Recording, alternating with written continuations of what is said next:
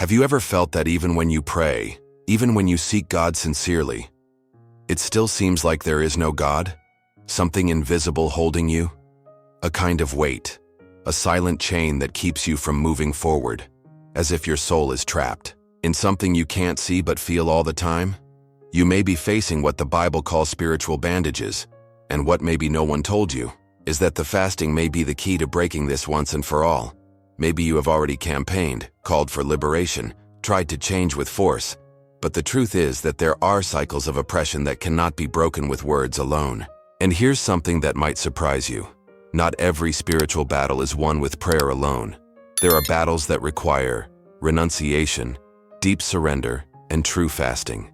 This video is for you who feel that something is holding you back in life, whether in your thoughts, emotions, relationships, or faith. For you who struggle with addictions, fears, emotional blocks, or recurring temptations, and don't know what to do anymore.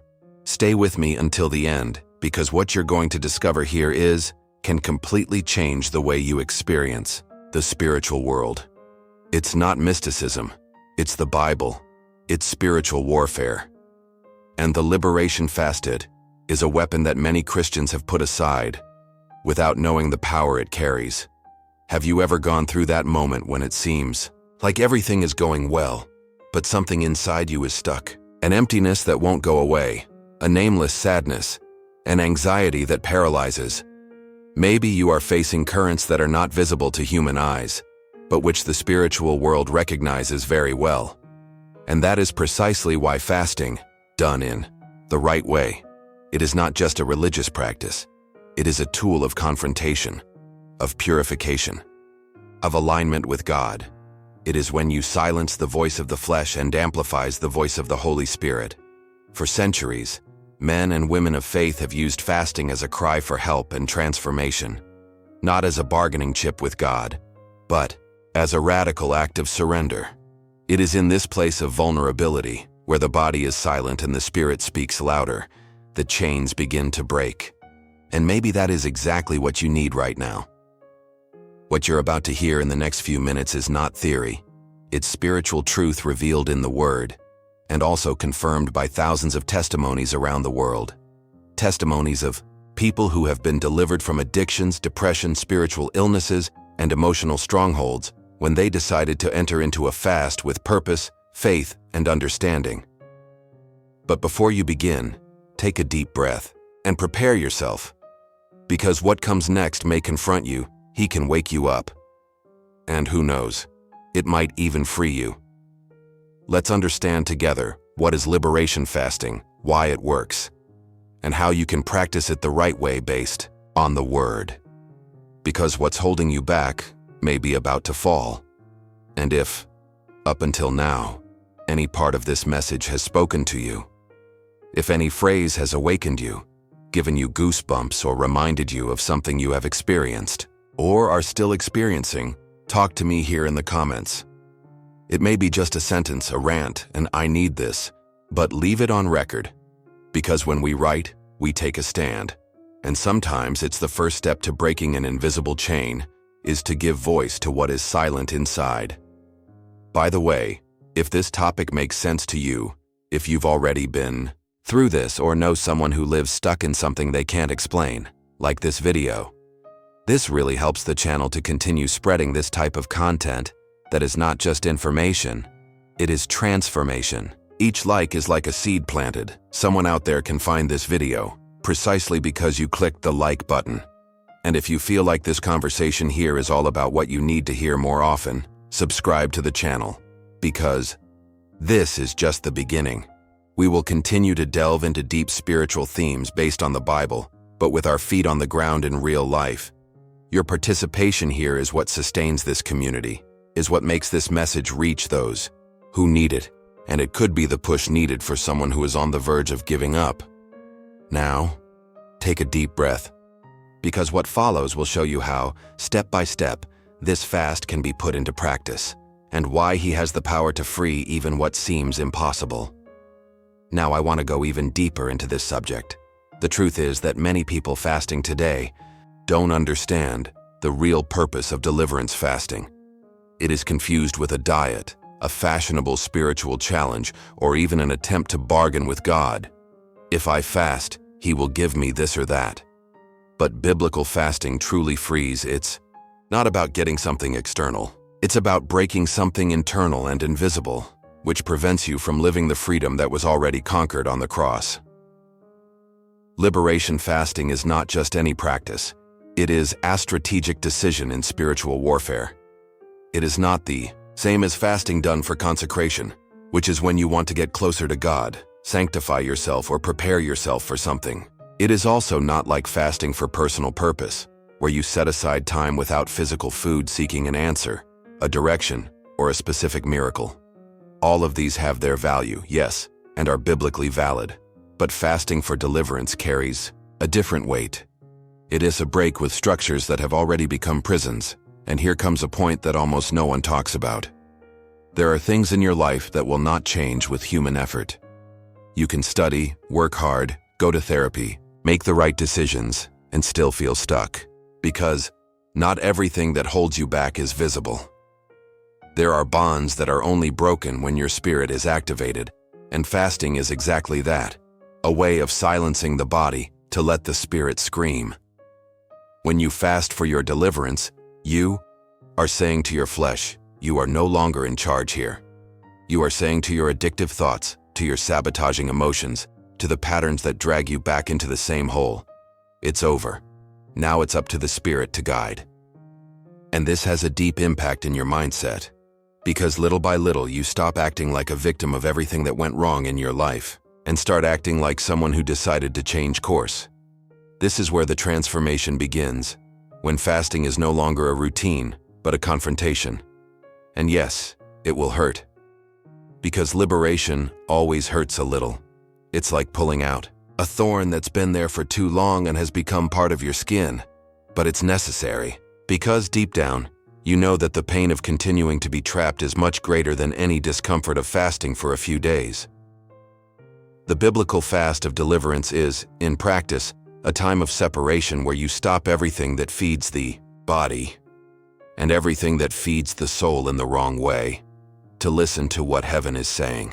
And when you do this sincerely, with truth in your heart, something begins to move. A youthful atmosphere. You realize that you no longer think the way you used to. The desires that dominated you begin to lose strength. The sin that called you back loses control. And that cycle that seemed endless shows signs that it can be broken. But understand, there is no magic formula. Liberation fasting is not a button that you press and everything is resolved. It is a courageous journey of surrender, where you recognize that you have reached the limit of what you can do on your own, and decide to hand over the leadership back to God. This requires humility. It requires spiritual maturity. And it, too, requires constancy, because liberation does not always happen on the first day. Sometimes it is on the 3rd, sometimes on the 10th, sometimes at the end of the process. But change begins from the moment you decide to face this hidden truth, that there is something inside you that needs to die, so that God's newness can be born. And there's more. The deliverance fast reveals things that were hidden. It brings to the surface thoughts that you didn't want to face, memories that you had buried, fears that were disguised as strength. It shows you the backstage of your soul, because it is in this place of hunger, not only physical, but spiritual, that the Holy Spirit reveals what is behind so much blockage. And then, yes, you begin to see the invisible chains, not as punishment, but as clear signs of where you need to act with more faith. That's why when someone starts a deliverance fast, a lot of things seem to get worse in the first few days. Arguments increase, negative thoughts intensify, temptations multiply. And do you know why? Because what was hidden is now being pushed out. It's as if your spirit begins to search the dark cellars of your soul and says, "Not here. This will come out too." If you've made it this far, you've probably already understood that this is no joke. It's confrontation. It's liberation. It's a type of surrender that affects everything: body, soul, spirit, and even the environment around you. But it's also the path to something that many people have never experienced: the spiritual lightness of someone who has, in fact, been freed. Not only behaviors, but spiritual patterns that repeated failures, paralyzed decisions, sucked emotional energy, and even distorted the vision you have of yourself. Comment here. I'm on that journey too. Because this isn't about religion. It's about healing, about truth, about breaking what no one saw, but that was preventing you from living what God had in store for you. Now, there is a point that many people ignore, and that could be sabotaging your fast without you realizing it. There is a hidden truth about fasting that many people have never seen, and it's not because it's hidden, but because it's in the Bible and has been ignored. It's as if people have gotten used to fasting for blessings, for answers, for promises, but they have forgotten that fasting is also a weapon to break spiritual chains, chains that cannot be seen with the eyes, but that imprison the mind, the heart, and even the destiny of someone. And it is not me who is saying this. It is the Word itself. In Isaiah 58:6, God leaves no room for doubt. He asks, "Is not this the fast that I have chosen, to loose the bonds of wickedness, to undo the heavy burdens, to let the oppressed go free, and that you break every yoke?" Look at the weight of this. It's not about starving yourself. It's about letting go, releasing, shattering. This is the fast God has chosen, and it changes everything. This passage from Isaiah is not just spiritual guidance. It is a revelation about the structure of the invisible world. Because there, God is showing the real impact of a true fast. He is saying that when someone fasts the way he wants, spiritual chains are broken. It is as if each day of renunciation, each prayer said while fasting, each tear shed while the body cries out for food, all of this is a blow against the enemy's bonds. And that is why fasting bothers hell so much. But it is important to understand that this liberation is not magic. It is connected to something deeper, the intention of the heart. When Isaiah talks about undoing the bonds of the yoke, he is referring to everything that keeps you imprisoned, even when you think you are free. A limiting mindset, an emotional wound that has never healed, a repetitive pattern of self-destruction, a trauma that still dictates your decisions. Fasting, when done with discernment and true surrender, goes straight to the root of these things. And there is something curious that you may never have noticed in this text. God does not speak of freeing the others first. He speaks of loose the bands of wickedness. That is, first, free yourself. Before you want to break the chains in someone else's life, you need to confront your own. And that takes courage, because sometimes it's more comfortable to stay in the prison you already know than to face the fear of leaving it. But that's the real transformation, when you face head-on what you've always avoided. This is where fasting becomes a journey where the Holy Spirit begins to show you the backstage of your own soul. It shows you where you gave in too much, where you accepted less than you deserved, where you carried burdens that weren't yours. And as these truths come to light, you feel exposed. But it's not meant to shame you. It's meant to free you with truth. Jesus himself said in John 8:32, "You will know the truth, and the truth will set you free." But there are truths that are only revealed in fasting, because that is when the noise of the soul is silenced and the Spirit begins to reveal clearly everything that was previously blurred. It is as if he were saying, "Now that you have emptied yourself, I can show you what needs to come out so that healing can come in." And this has everything to do with what Isaiah wrote, because he was not talking to ungodly people. He was talking to religious people who fasted, who did rituals, but who did not understand the purpose of true fasting. People who deprived themselves of food, but continued to live full of hatred, oppression, and selfishness. What God said there was, "Strong. This is not the kind of fasting that I have chosen." So perhaps the biggest mistake anyone can make is to fast with the body, but keep the soul full of yokes. Because fasting without a transformation of mindset is nothing more than an empty sacrifice. God is not after your physical hunger. He is after your broken heart. And it is this brokenness that makes room for true deliverance. The deliverance that changes your behavior, your perception, your energy, and even the way you relate to others. Another important thing the Bible shows is that fasting, that liberates, is always linked to a collective movement or an intense spiritual upheaval. When Esther called a fast, she wasn't trying to appear spiritual. She was preparing to face a deadly threat against her people. And fasting preceded victory. When Jesus was led into the wilderness, he fasted for 40 days before beginning his public ministry.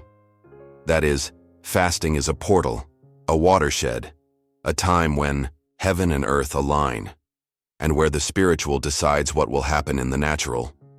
So, if you feel like your life is stuck, that there is a pattern repeating itself, that something invisible seems to sabotage your decisions, maybe what is needed is not one more prayer or one more attempt at strength of arm. Maybe what is needed is the right fast, the fast that breaks the yoke, that changes the course, that repositions the spirit, that silences the flesh so that God can speak clearly.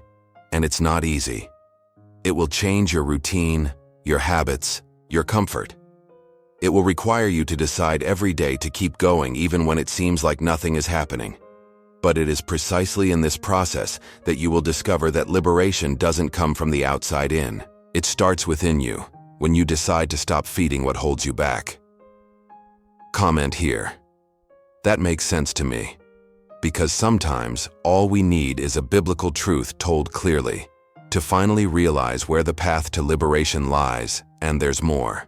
There's a hidden detail in this same passage from Isaiah that reveals what happens in the spiritual world when you start fasting the right way. Because there is something that few people can explain clearly, but that you feel in your skin. The weight that has no name, the sadness that comes from nowhere, the feeling of going around in circles, as if there were an invisible force pulling you back every time you try to move forward. These are the invisible chains, binding not your body but your mind, your spirit, and your decisions. And the most dangerous thing? They disguise themselves, sometimes as routine, sometimes as temperament, sometimes even as logic. But they are there, silently, sabotaging your progress. These chains don't make noise. They manifest themselves when you try to change your life and then relapse. When you decide to forgive but can't forget. When you try to stop repeating destructive patterns, but end up back in the same place. They are behind the scenes of your behavior, glued to the emotional cracks that time has not healed. And the more you ignore them, the deeper they cling. And do you know what the problem is? Many times we learn to live with them. We call it my way, my struggle. It's always been like this for me. But what no one tells you is that there are spiritual bonds being nurtured every time you settle for what imprisons you. And this is where liberation becomes urgent, because you can't have a full life if your interior lives at war, trapped in old hurts, destructive thoughts, shelved traumas, and habits that distance you from your essence. These chains are invisible, but they produce very real symptoms: constant discouragement, chronic procrastination, emotional outbursts that you don't understand, a feeling of failure even when everything seems to be going well, fear of being happy, fear of succeeding, fear of growing. They act like spiritual handcuffs that limit your access to what God has already released. And that's why fasting is so powerful, because it exposes these prisons. It reveals what was hidden and activates a deep spiritual cleansing. When you enter a true fast, your spirit begins to rise and everything that was blocked begins to appear. And then you understand. It wasn't just a bad phase. It wasn't just tiredness. It was spiritual oppression disguised as routine. It was a mental chain that said, "You won't make it," and you believed it. It was an addiction of the soul, that attachment to what once hurt you, but that you still called home. Many of the addictions we carry, emotional, physical, or spiritual, are not just character flaws. They are the result of some unresolved connection, from a root of pain, guilt, or abandonment that has never been confronted with light. And fasting, contrary to what people think, it doesn't just serve to weaken the flesh, serves to illuminate what was hidden within it. Because the real battle of liberation is not with screaming demons, it is with the lies you have accepted as truth. And that explains why so many people try to change their lives and fail. They are not fighting laziness, lack of focus, or bad luck. They are fighting a spiritual structure that has already been installed as truth within them, a mentality of slavery. And to break this, motivation is not enough. You need revelation. You need a spiritual confrontation. And fasting is that moment of confrontation. It is the moment when you stop everything, silence everything, and say, enough. I no longer accept living trapped in what destroys me in silence. The impact of this type of fasting is so profound that you feel the environment changing. People around you react differently. Old conversations come to the surface. Forgotten memories resurface. It sounds strange, but it is true. Because when you start to free yourself, everything that was comfortable with its imprisonment begins to feel uncomfortable. It is the spiritual environment reacting to your inner movement. And there's more. These invisible chains often come from spiritual inheritances, things you never chose but inherited. Family patterns of failure, emotional illnesses, repeated mistakes, addictions that have been carried on for generations. The liberation fast is also an act of interrupting these cycles. It's as if you put an end to a story that has gone on for too long and said, "This ends with me." And here comes a detail that few people talk about. Fasting doesn't change God, it changes you. It changes your perception, your sensitivity, your mindset. It aligns you with the sky. Because there are things that only unravel when your spiritual frequency changes. There are things that only break when you leave the surface and dive deep, even if that dive costs you your comfort, your will, your control. And that's when war starts to make sense. Because you're no longer fighting to win something external. You're fighting to regain internal control, to make decisions that once seemed impossible, to break patterns that had become part of your identity. And you start to understand that liberation isn't just about stopping doing what's wrong, it's about stopping seeing yourself as someone who deserves to stay trapped. And that changes everything. It changes what you accept. It changes what you expect. It changes what you declare about yourself. This process also reveals what you idolized without realizing it. Because sometimes it's not the food that holds us back. It's the emotional dependence, the constant escape, the fear of facing silence. And when fasting comes in, it takes away these hiding places. It confronts what you used to numb your soul. It unmasks modern vices, distraction, excess information, the addiction to doing, to producing, to always being busy so you don't have to look inside. And when you look at your own reflection without a filter, without excuse, without distraction, you encounter God in a way you may never have experienced before. Because it is in the silence that He speaks loudest. It is in the hunger of the body that the soul feels thirst for something that is not of this world. And it is in this place that transformation happens, not because you fast well, but because you fast with truth, with pure intention, with a thirst for real change. Comment here.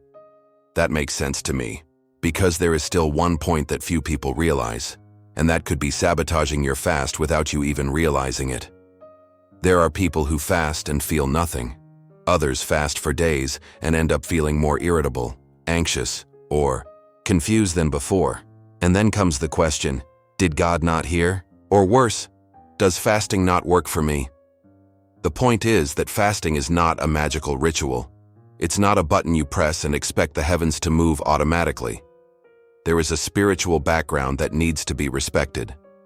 And what many, people don't realize is that some subtle mistakes, almost imperceptible, can completely neutralize the impact of fasting.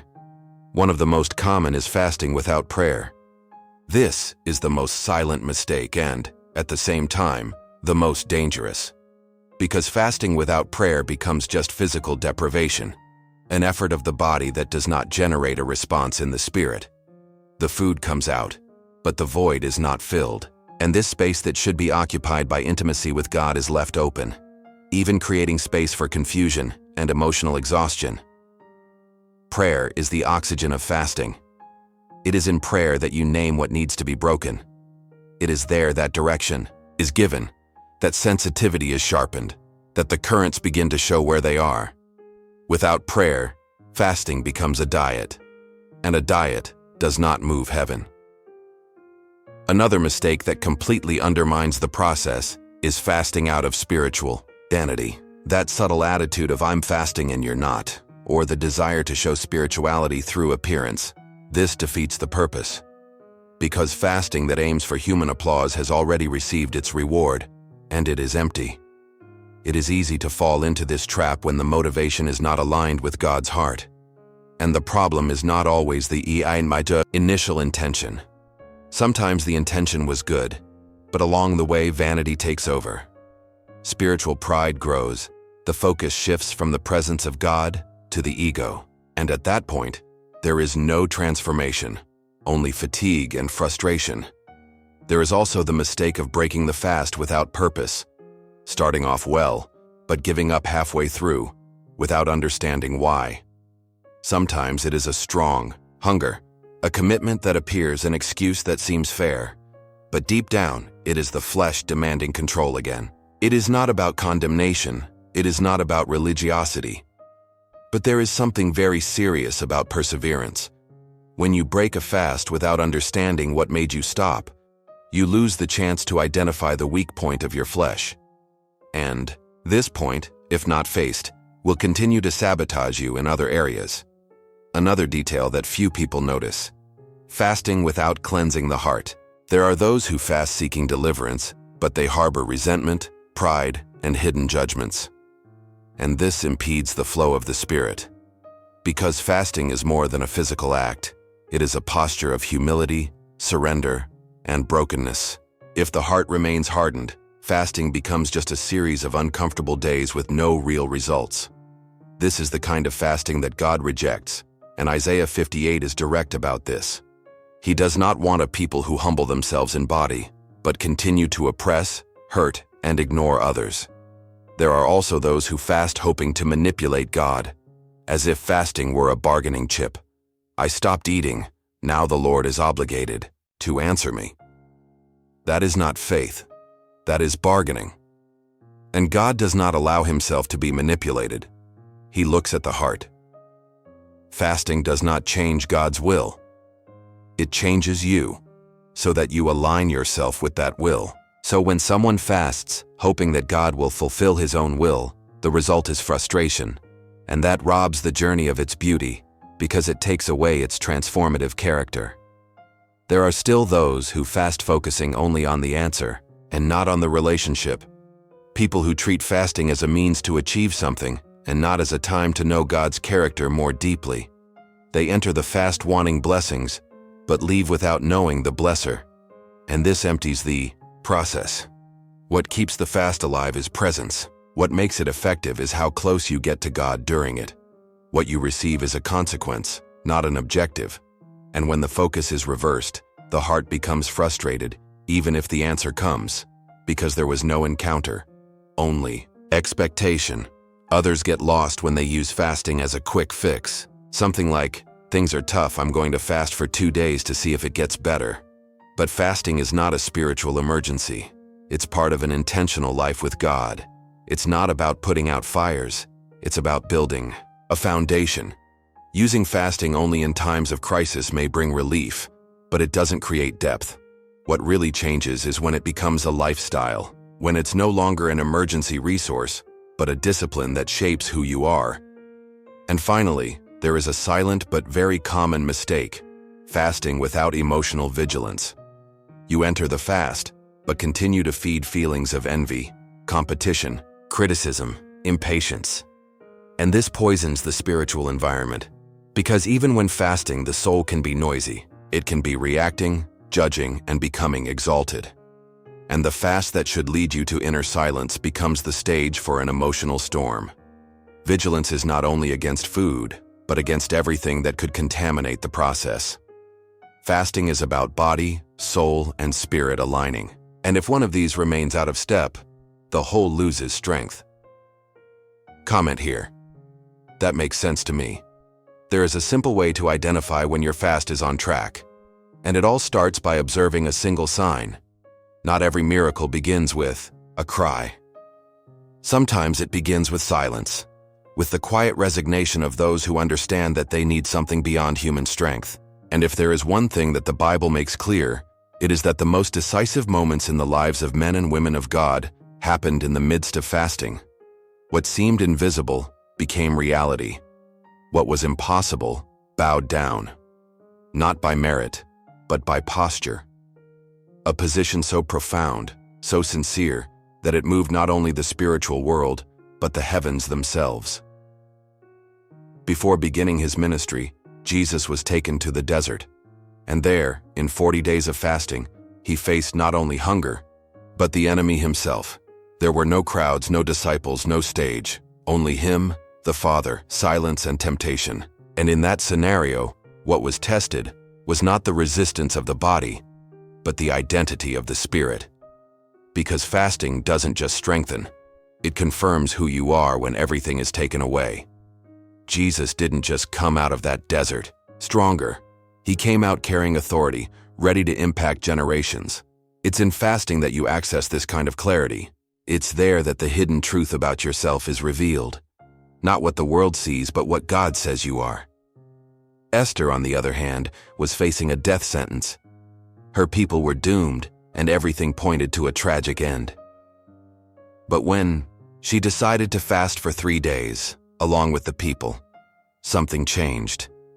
It wasn't her beauty that convinced the king. It wasn't persuasion. It was the spiritual environment prepared by the fast.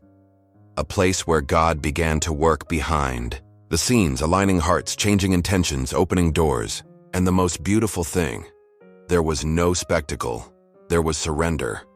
A woman who understood that sometimes deliverance comes not from a cry, but from emptying herself.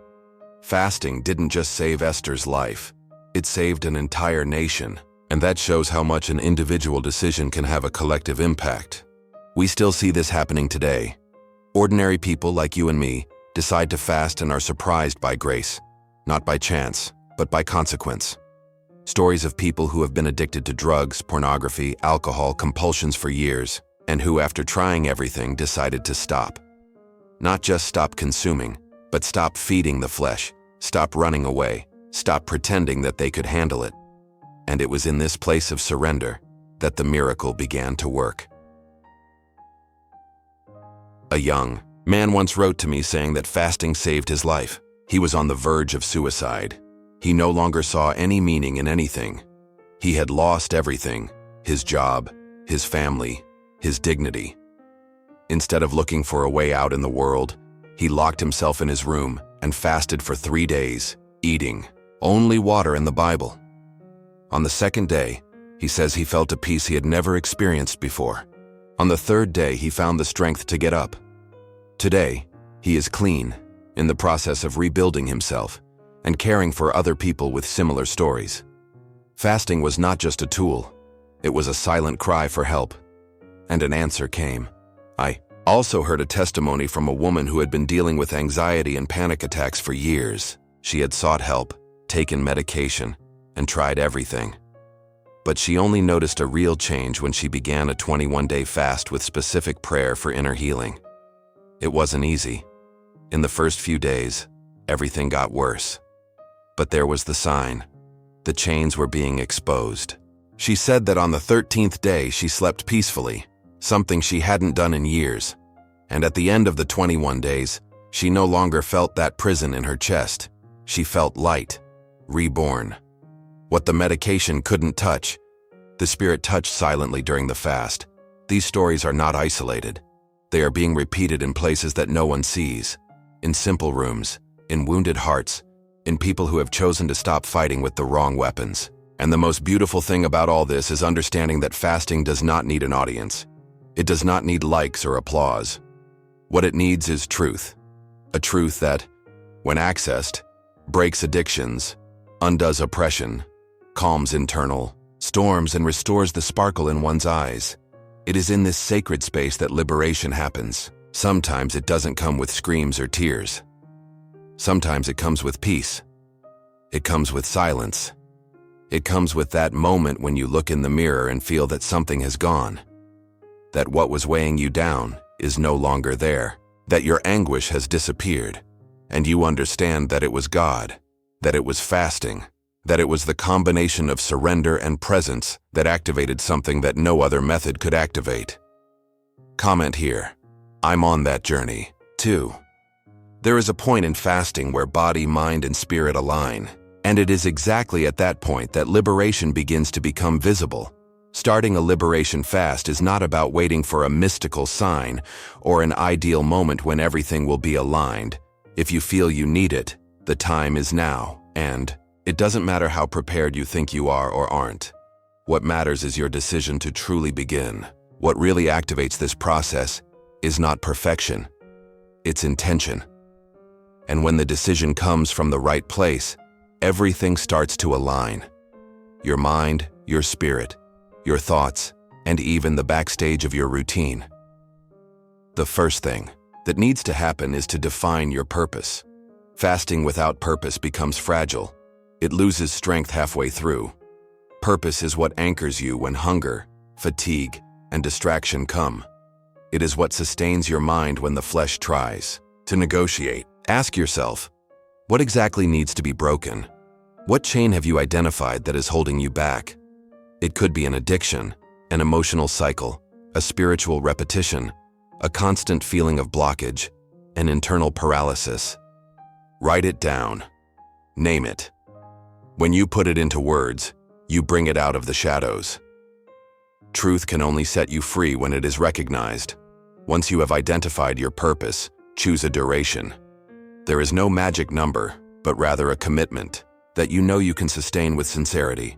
This could start with a partial 1-day fast, a 6th to 8th day fast, a 3-day fast of light food and intense prayer, or even something longer, such as 21 days in the Daniel style. The most important thing is that you are consistent and clear about what you are doing. Deliverance is not in the number of days, but in the depth of what happens on those days. When your surrender is true, heaven responds. Mental preparation is essential. You don't fast on impulse, you fast by decision. And that decision requires you to organize your emotional and practical environment. Let your family know if it's necessary. Prepare your meals in advance if it's a partial fast. Eliminate distractions. Retreat more. Avoid feeding your soul with things that pollute it.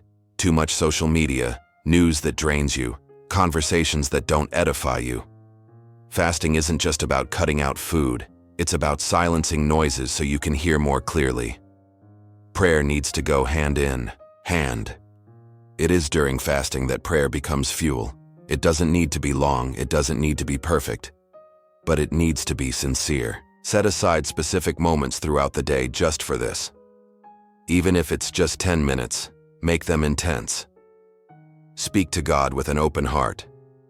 Read the Word with the expectation that something will be revealed. Write it down. Reread it. Ask for discernment. Many answers will come not while you speak, but while you are silent. Keeping a spiritual journal may seem simple, but it is one of the most powerful resources for seeing the liberation process happening in real time. Write down what you feel, the resistance that arises, the distractions that try to distract you, the thoughts that try to invade, and also note the small signs of change. Those almost imperceptible details. The peace that appeared without explanation, the desire to pray that grew, a bad feeling that lost its strength. This is transformation in motion. Liberation rarely comes as an explosion. Often it arrives like a trickle, running through the cracks of the soul. And you only notice it if you pay attention. Don't compare your process to anyone else's. Your fast is your journey. The way God works in you may be completely different from someone else's experience. And that's okay. Comparison only creates anxiety and distraction. Trust in the way God leads. Trust in His timing. Trust in the revelations that will come, even if they seem silent. What matters is not the noise of the transformation, but its depth. And the deeper you dive, the lighter you will become. As the days go by, you will realize that hunger is not the biggest challenge. The biggest challenge is to keep your spirit in control while everything around you tries to pull you back to automatic. But that is where the miracle lies. When, even when you are tired, you decide to continue. When even without feeling anything, you stay. When even without seeing an immediate change, you believe that something is moving inside. It is this fidelity that breaks chains. It is this silent commitment that changes atmospheres.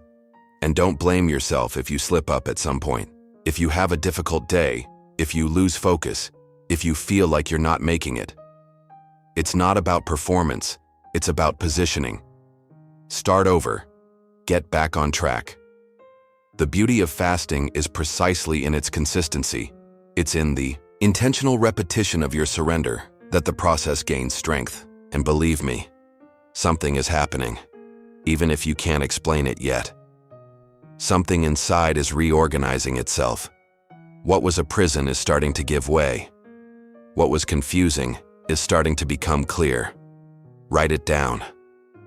I'm on that journey, too. And there is a point in the fast where you stop fighting to free yourself and start living like someone who has already been freed. There comes a moment in the process where everything changes, when hunger is no longer the biggest nuisance and doubt no longer screams so loudly. That's when you realize that you're no longer trying to free yourself. You're starting to live like someone who has already been freed. The weight that was with you no longer has the same hold. Those automatic reactions diminish. The pattern that used to repeat itself begins to lose strength, and something inside you begins to breathe differently, lighter, more conscious, as if the spirit were, little by little, taking back control. There is no set day for this point to arrive. It is not on the 7th or the 21st day. It arrives when your surrender goes beyond physical effort and begins to touch God's heart with truth. What is broken at this moment is not just a spiritual chain. It is a mentality. It is the root of pain, addiction, oppression. It is the point where the process begins to become a lifestyle, where fasting stops being a one-off tool and becomes part of your identity, a place of realignment, of reconnection, of clarity about what really matters. The big turning point happens when you realize that you are not fasting just for freedom. You are fasting because you no longer want to live outside of what you were called to be. And that changes everything. The way you wake up, the way you pray, your presence in places, the decisions you start to make, the way you react to temptation. Everything falls into place when the Spirit takes the place that the flesh has occupied for too long. It's not something you can explain with words. It's something you carry in your eyes, in your voice, in your posture. You enter environments with peace. You talk less, listen more. You discern more quickly what used to confuse you. And all of this doesn't come from accumulating information.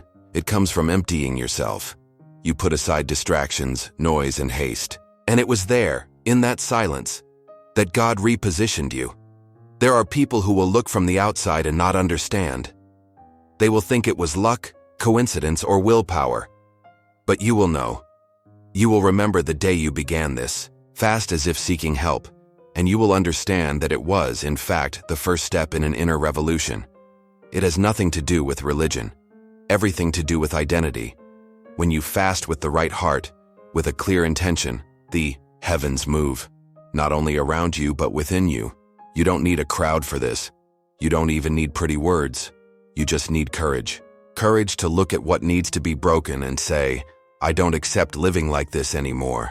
And when this decision is made with truth, the sky bends. Liberation begins.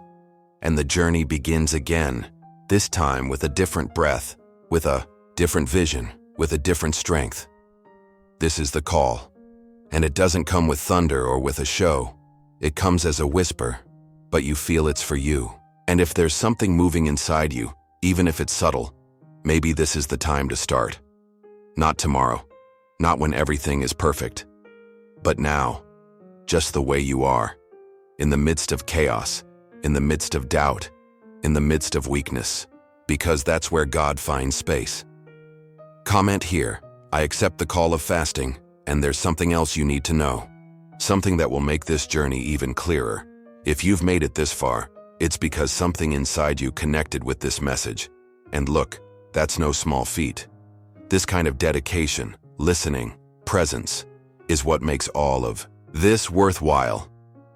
So, if this content spoke to you in any way, if it brought you clarity or awakened something that was dormant, leave a comment below. I'm with you until the end. Just so I know you walked with me this far. And if you felt that this conversation helped you, that it brought real value, consider subscribing to the channel. There is much more to come, with the same depth, the same care, the same commitment to real transformation. This is just the beginning of a journey that can take you to places you never imagined. Oh, and don't forget to like it. This will help the video reach more people who might be going through the same thing as you. And who knows, maybe they're just waiting for a word that makes sense in the midst of the chaos. There is a video here that complements this subject. Click and continue with me there, and the conversation is not over.